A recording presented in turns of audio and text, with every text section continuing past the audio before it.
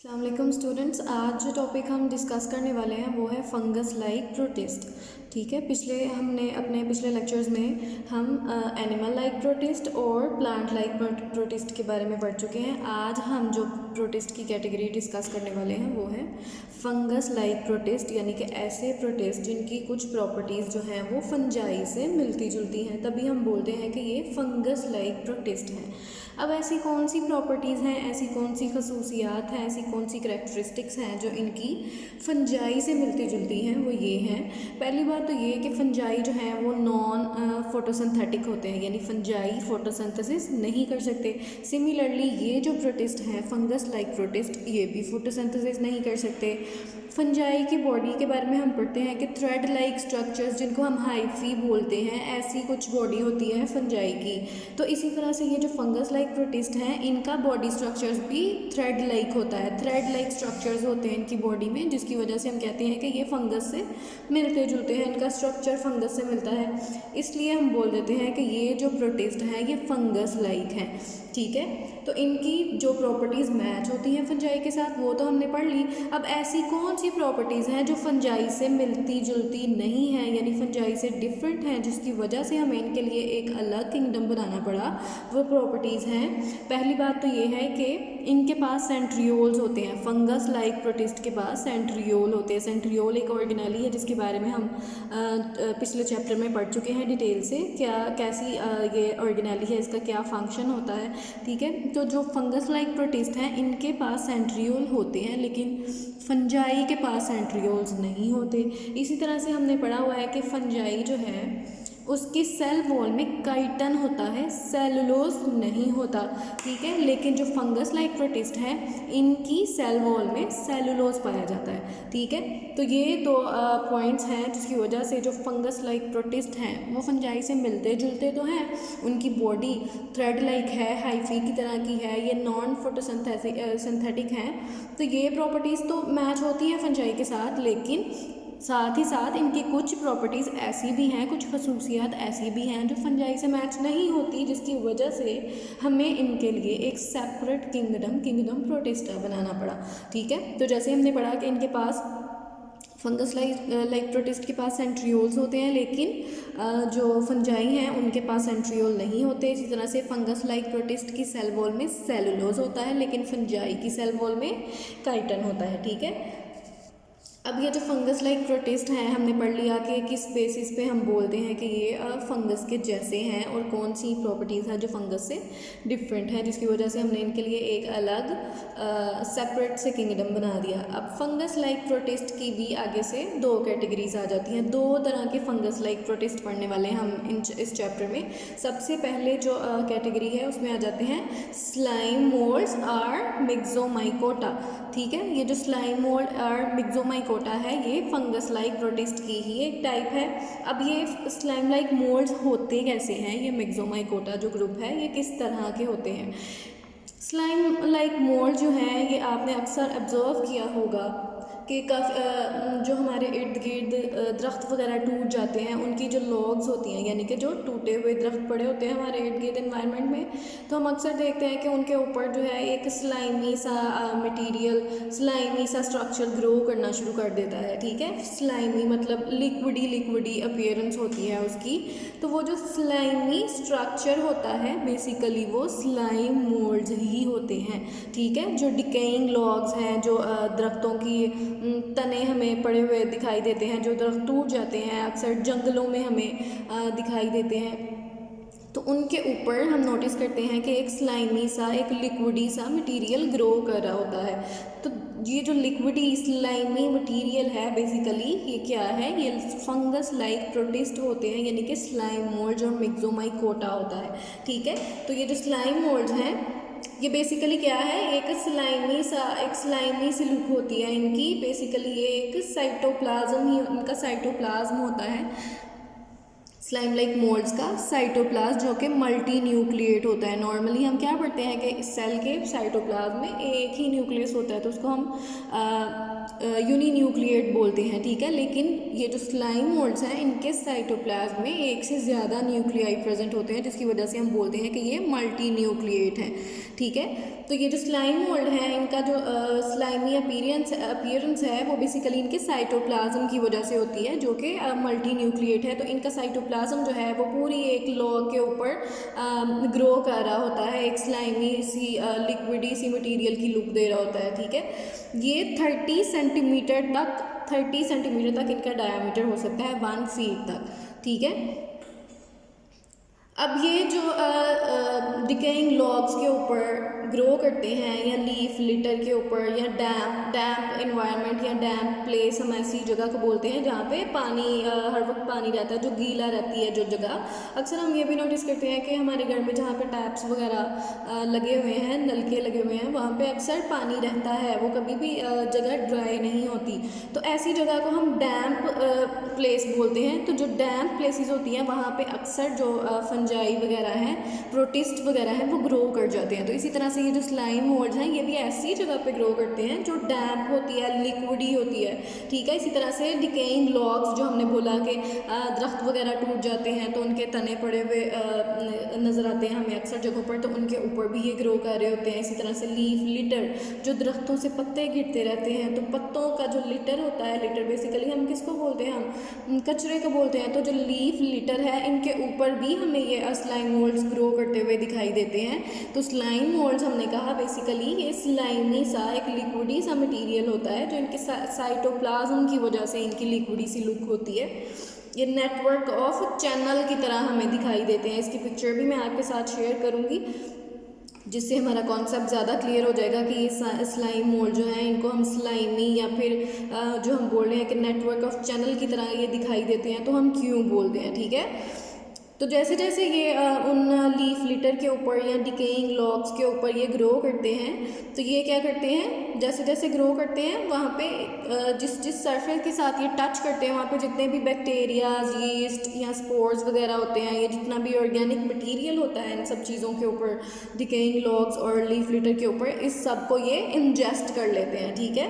मतलब उनको ये यूज़ करते हैं अपनी न्यूट्रिएंट के तौर पर। इसीलिए हम इनको बोलते हैं कि इनकी जो फीडिंग स्टेज होती है, फीडिंग स्टेज मतलब ऐसी स्टेज लाइफ साइकिल की ऐसी स्टेज जिस स्टेज में ये न्यूट्रिएंट्स वगैरह का इनटेक कर रहे होते हैं, ठीक है, फीडिंग स्टेज उसको हम बोलते हैं। तो इनकी जो फीडिंग स्टेज होती है उसको हम प्लाज्मोडियम भी बोलते हैं, ठीक है। वही जो स्लाइमी सी अपीयरेंस, एक स्लाइम की तरह का मटेरियल जो हमें डिकेइंग लॉग्स के ऊपर नज़र आता है उसको हम क्या बोलते हैं, प्लाज्मोडियम बोलते हैं, ठीक है। तो प्लाज्मोडियम क्या है, नेटवर्क ऑफ चैनल है, हमें चैनल्स के नेटवर्क की तरह ये दिखाई देता है डिकेइंग लॉग्स के ऊपर।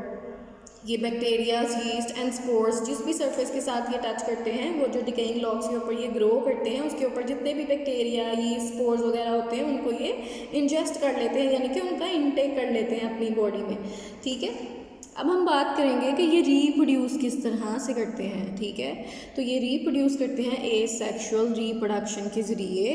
जब भी अनफेवरेबल कंडीशंस आती हैं, जैसे कि हमने अपने बैक्टीरियाज वाले चैप्टर में पढ़ा था कि जब भी अनफेवरेबल कंडीशन आती है तो बैक्टीरियाज क्या करते हैं, स्पोर्स फॉर्मेशन कर लेते हैं, सिस्ट फॉर्मेशन कर लेते हैं। इसी तरह से ये जो स्लाइम मोल्ड्स हैं ये भी क्या करते हैं कि जब अनफेवरेबल कंडीशन आती है तो स्पोर फॉर्मेशन कर लेते हैं, हैप्लाइड स्पोर्स, ठीक है। मियोसिस के ज़रिए ये स्पोर प्रोडक्शन करेंगे, वो हैप्लाइड स्पोर होंगे, यानी कि उनमें जो हमारा क्रोमोसोम का नंबर है वो हाफ होगा।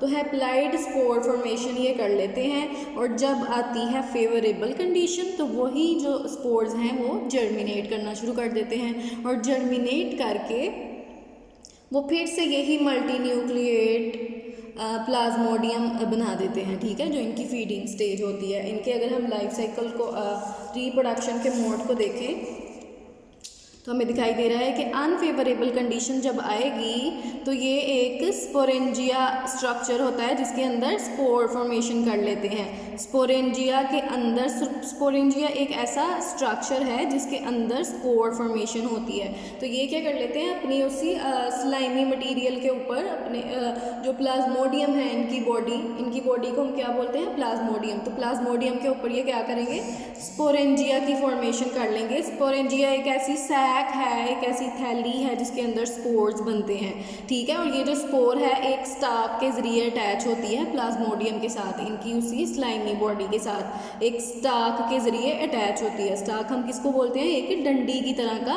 स्ट्रक्चर है। जिस तरह से हमें ये दिखाई दे रहा है, ये एक डंडी की तरह का स्ट्रक्चर है जिसको हम स्टाक बोलते हैं। और स्टाक के ऊपर लगा हुआ होता है स्पोरेंजिया, और स्पोरेंजिया के अंदर स्पोर फॉर्मेशन होती है, ठीक है। अब ये जो स्पोर है ये अनफेवरेबल कंडीशन में बने हैं, यानी ऐसी कंडीशन जिसमें ये सर्वाइव नहीं कर सकते थे स्लाइम मोल्ड्स। तो उन्होंने क्या किया, स्पोर फॉर्मेशन कर ली। और स्पोर्स के बारे में हम जानते हैं कि ये डोरमेंट बॉडीज़ होती हैं, ये रेजिस्टेंट होती हैं, ठीक है। और ये सिर्फ तब ग्रो करती हैं जब कंडीशंस फिर से फेवरेबल हो जाती हैं। तो जब कंडीशंस फेवरेबल होंगी तो यही स्पोरेंजिया से स्पोर्स जो हैं वो रिलीज़ हो जाएंगे एनवायरनमेंट में, और स्पोर्स जो हैं अब जर्मिनेट करना शुरू कर देंगे। तो जब ये स्पोर्स जर्मिनेट करेंगे तो ये कैसे स्ट्रक्चर, कैसे सेल्स बनाते हैं, या तो ये अमीबा की तरह के सेल्स बनाते हैं जिनको हम बोलते हैं अमीबॉइड सेल्स, या तो फिर ये बाई फ्लैजिलेट, बाई का मतलब दो फ्लैजेला, तो ये ऐसे सेल्स बना देते हैं ये जो बाई फ्लैजिलेट होते हैं। हमने कहा कि जब फेवरेबल कंडीशन आई तो स्पोर्स जो हैं फिर से जर्मिनेट करना शुरू कर देंगे और बाइफ्लैजिलेट सेल्स बनाएंगे या अमीबॉइड सेल्स बनाएंगे। ये सेल जो हैं, जैसा कि हमने पढ़ा था कि स्पोर्स जो हैप्लाइड होते हैं, हैप्लाइड हैं तो डेफिनेटली जो नेक्स्ट जनरेशन है उसमें नंबर डिप्लाइड होना चाहिए। स्पोर्स की फ्यूजन होगी तभी डिप्लाइड नंबर दोबारा से रिस्टोर होगा।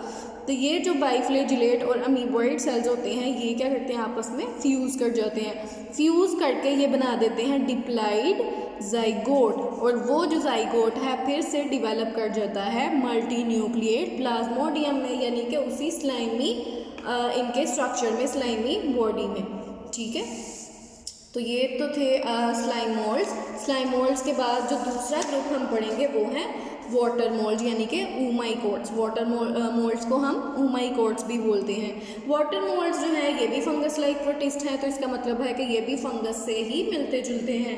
इनका काफ़ी क्लोज रिलेशनशिप है फंजाई के साथ, यानी कि इनका स्ट्रक्चर भी सिमिलर होता है फंजाई के जैसा ही होता है। जिस तरह फंजाई की बॉडी में हमने पढ़ा कि थ्रेड लाइक स्ट्रक्चर होता है फंजाई का जिसको हम हाइफी बोलते हैं, इसी तरह से जो वाटर मोल्ड्स होते हैं इनका स्ट्रक्चर भी बिल्कुल हाइफी के जैसे होता है, ठीक है। लेकिन डेफिनेटली ये फंजाई नहीं है, बेशक इनके पास कैरेक्टरिस्टिक्स फंजाई वाली हैं लेकिन ये फंजाई नहीं है, इसीलिए हमने इनको सेपरेट ग्रुप में प्रोटिस्टा में रखा, ठीक है। तो इसलिए कहा जाता है कि ये फंजाई जैसा स्ट्रक्चर तो है इनका, लेकिन ये फंजाई से ज़्यादा एंशियंट मतलब ओल्ड ग्रुप है, ठीक है। इसी तरह से जो वाटर मोल्ड्स हैं इनकी सेल वॉल में भी सेलुलोज होता है, लेकिन फंजाई की सेल वॉल में हमें पता है कि काइटन होता है। तो इसका मतलब ये है कि ये फंजाई से डिफरेंट हो गए। इसी तरह इनकी बॉडी जो है ये भी हाइफी की तरह के थ्रेड लाइक स्ट्रक्चर्स की तरह की होती है, जिस तरह की फंजाई की होती है, तभी हम इनको फंगस लाइक प्रोटिस्ट बोलते हैं। तो ये जो हाइफी हैं इनके एसेप्टेट होते हैं। एसेप्टेट का मतलब होता है कि जिसमें सेप्टा नहीं होता। सेप्टा मतलब वॉल्स, इनका जो वो थ्रेड लाइक स्ट्रक्चर होगा थ्रेड के जैसा, उसमें सिर्फ हमने बोला कि मल्टी न्यूक्लिएट होते हैं, उसमें न्यूक्लियाई तो बहुत ज़्यादा प्रेजेंट होते हैं लेकिन उनमें कोई वो क्रॉस वॉल्स नहीं होती। जिस तरह से ये मैं वॉल्स ड्रॉ कर रही हूँ, ये क्रॉस वॉल्स नहीं होंगी, ठीक है। एसेप्टेट हाइफी होते हैं इनके, जो मल्टी न्यूक्लिएट तो होते हैं लेकिन उनके दरमियान में न्यूक्लियाई को एक दूसरे से सेपरेट करने के लिए कोई वॉल्स वगैरह नहीं प्रेजेंट होती, बल्कि ये एसेप्टेट हाइफी होते हैं इनके। ठीक है। अब ये जो वाटर मोल्ड्स हैं, ये वाटर मोल्ड्स की काफ़ी ज़्यादा टाइप्स ऐसी हैं, काफ़ी ज़्यादा एग्जांपल्स ऐसी हैं जो पैथोजेनिक हैं, जो डिजीज़ कॉज करती हैं और हिस्ट्री में ये बहुत ज़्यादा डिजीज़ कॉज कर चुके हैं। इसी तरह जो वाटर मोल्ड में से एक वाटर मोल्ड जिसको हम यहाँ पे डिस्कस करेंगे, जो पैथोजेनिक है, जो डिजीज़ कॉज करता है, उसका नाम है फाइटोफिथोरा इन्फेस्टन। फाइटोफिथोरा इन्फेस्टन क्या है? पैथोजिन है, ये डिजीज़ कॉज करता है। फाइटोफिथोरा इन्फेस्टन जो है बेसिकली ये पोटैटोज़ की डिजीज़ कॉज करता है। जो पोटैटो हम खाते हैं ये उसमें डिजीज़ कॉज करता है, पोटैटो को ख़राब कर देता है। ठीक है, तो ये जो डिजीज़ कॉज करता है उसका नाम है late blight potato disease. Late blight potato disease, यानी कि ये जो फाइटोफिथोरा इन्फेस्टन जो कि एक पैथोजिन है, ये पोटैटो की डिजीज़ कॉज कर रहा है, जिसको हम बोलते हैं लेट ब्लाइट पोटैटो डिजीज़। ठीक है, अब पोटैटोज़ जो हैं ये एक कंट्री है आयरलैंड। आयरलैंड में पोटैटोज़ जो था उनकी डाइट का बहुत ही इम्पोर्टेंट पार्ट था। मतलब वो कोई भी चीज़ पोटैटो के बगैर नहीं खाते थे। उनकी फेवरेट जो वेजिटेबल थी वो पोटैटो थी। तो क्या हुआ 1840 में, 1880 में, वहाँ पे 1880 में जो समर्स थे आयरलैंड में, यानी जब गर्मियों का सीज़न आया तो वहाँ पे बहुत ज़्यादा बारिशें हुई। ठीक है, बारिशें होने की वजह से क्या हुआ कि ये जो वाटर मोल्ड्स थे ये बहुत ज़्यादा ग्रो कर गए। ठीक है, वाटर मोल्ड मल्टीप्लाइड, यानी कि वाटर मोल्ड का नंबर बहुत ज़्यादा हो गया आयरलैंड में। और हमें पता है कि ये पोटैटो की डिजीज़ कॉज करता है। तो जब वाटर मोल्ड का नंबर बहुत ज़्यादा बढ़ गया तो ये जो वाटर मोल्ड्स थे इन्होंने क्या किया, पोटैटोज़ को ख़राब करना शुरू कर दिया। ठीक है, पोटैटो के जो ट्यूबर्स थे वो इनकी वजह से रॉट होना शुरू हो गए, मतलब गलना सड़ना शुरू हो गए। ट्यूबर हमें पता है कि ऐसी प्लांट का पार्ट होता है जो अंडरग्राउंड डेवलप करता है। तो इसी तरह से जो पोटैटोज़ हैं वो भी अंडरग्राउंड डेवलप करते हैं। तो पोटैटो के जो ट्यूबर्स थे उनको उनकी रॉटिंग करना शुरू कर दी इन्होंने, उनको वो गलना सड़ना शुरू हो गए पोटैटोज़ जो थे। अब पोटैटोज़ जो हैं वो ख़राब हो गए आयरलैंड में। और हमें पता है कि आयरलैंड के जो लोग थे, आयरिश पीपल जो थे, वो उनकी पोटैटो जो है उनकी सबसे फेवरेट डाइट थी। ठीक है, पोटैटो स्टैपल था। स्टैपल हम बोलते हैं ऐसी वेजिटेबल को, ऐसी डाइट को, ऐसे फूड को जो हमारी रेगुलर रूटीन का पार्ट होते हैं, जो हम डेली बेसिस पे खाते हैं। तो पोटैटो जो था वो आयरिश पीपल का स्टैपल था, वो डेली बेसिस पे पोटैटो खाते थे। तो अब जब पोटैटोज़ हैं उनकी डिजीज़ कॉज कर दी फाइटोफिथोरा इन्फेस्टन ने, तो अब पोटैटोज़ जो हैं वो नहीं मिल रहे थे आयरिश पीपल को, जिसकी वजह से बहुत ज़्यादा लोगों की डेथ हो गई आयरलैंड में 1840s में। ठीक है, ऑलमोस्ट 2,50,000 के करीब लोगों की डेथ हुई थी, 1 मिलियन तक भी बोला जाता है। ठीक है, तो इतने ज़्यादा लोगों की डेथ हो गई फाइटोफिथोरा इन्फेस्टन की वजह से, जिसकी वजह से फिर वहाँ से बहुत ज़्यादा लोगों को माइग्रेट करना पड़ा दूसरी कंट्रीज़ में, जैसे कि यूएस में। तो लोग आयरलैंड के जो लोग थे वो यूएस में माइग्रेट कर गए थे। ठीक है, जहाँ पे उनको पोटैटो अवेलेबल था। ठीक है, तो ये थे वाटर मोल्ड्स जिनके बारे में हमने पढ़ा कि ये क्या कर देते हैं, पोटैटो की डिजीज़ कॉज करते हैं। ये हम यहाँ पे फाइटोफिथोरा इन्फेस्टन का थोड़ा स्ट्रक्चर देख लेते हैं। इनका स्ट्रक्चर भी बिल्कुल थ्रेड लाइक है, थ्रेड लाइक स्ट्रक्चर्स आपको दिखाई दे रहे होंगे, जिस तरह से फंजाई में हम बोलते हैं, इसको हम हाइफी बोलते हैं फंजाई में। ठीक है, तो इसी तरह इनकी बॉडी भी थ्रेड लाइक होती है। ये फाइटोफिथोरा इन्फेस्टन भी क्या है कि जब अनफेवरेबल कंडीशन आती है तो ये भी स्पोरेंजिया प्रोड्यूस कर लेते हैं। और स्पोरेंजिया में हमें पता है कि स्पोर होते हैं, स्पोर जो हैं वो तब जर्मिनेट करते हैं जब फिर से फेवरेबल कंडीशन आ जाती है। ठीक है, तो इनके पास भी स्पोरेंजिया होते हैं। और स्पोरेंजिया जिस स्ट्रक्चर के ज़रिए अटैच होते हैं बॉडी के साथ, उस स्ट्रक्चर को हम बोलते हैं स्पोरेंजियोफोर। स्पोरेंजियोफोर के ज़रिए जो स्पोरेंजियम है वो अटैच है किसके साथ, बॉडी के साथ। ठीक है, तो अब ये जो स्पोरेंजिया, ये जो इनका स्पोरेंजिया हैं, ये क्या कर देते हैं, ये हमें पता है कि ये पोटैटो की डिजीज़ कॉज करते हैं। तो ये जो फाइटोफिथोरा इन्फेस्टन के हाइफी हैं ये ग्रो कर जाते हैं कहाँ पे, जो पोटैटोज़ के लीव्स हैं उनके अंदर। ठीक है, ये एक लीव का स्ट्रक्चर आपको दिखाई दे रहा होगा। ठीक है, लीव की जो लोअर एपिडर्मिस है ये हमें लीफ की लोअर एपिडर्मिस दिखाई दे रही है और यहाँ पे प्रेजेंट है कुछ मीजोफिल सेल्स, जैसे कि हमें पता है कि लीफ के अंदर मीजोफिल सेल्स प्रेजेंट होते हैं। तो ये जो हाइफी है इसका फाइटोफिथोरा इन्फेस्टन का, ये क्या कर देता है, लीफ के अंदर ग्रो कर जाता है और लीफ के मीजोफिल सेल्स के अंदर इन्वेड कर जाता है, जिसकी वजह से लीफ जो हैं वो उसके पोटैटोज़ के वो डिस्ट्रॉय हो जाते हैं। तो अब जब लीफ भी डिस्ट्रॉय हो जाएंगे, पोटैटो जो हैं वो रॉट करना शुरू हो जाएंगे, तो पोटैटोज़ जो हैं उनको ये ख़राब कर देते हैं। ठीक है, तो इसीलिए जो इन्होंने काज की थी डिजीज़ लेट ब्लाइट पोटैटो, जिसकी वजह से जो आयरिश पीपल थे उनकी डेथ हो गई थी। ठीक है, थैंक यू सो मच।